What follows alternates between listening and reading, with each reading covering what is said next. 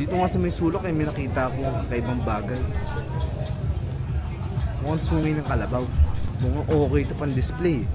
At sa murang halaga, 100 lang daw. Isip ko tuloy kung totoo to. Tunay na sungay ba? Ayos, totoo nga. Tunay daw. At sa online daw ay napakamahal nito.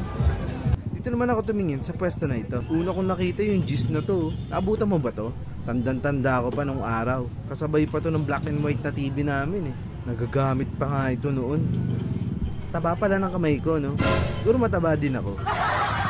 Meron din ako nakita Robinson coins, oh. Ito siguro yung binibigay ng taong ahas kapag nakakain siya ng tao.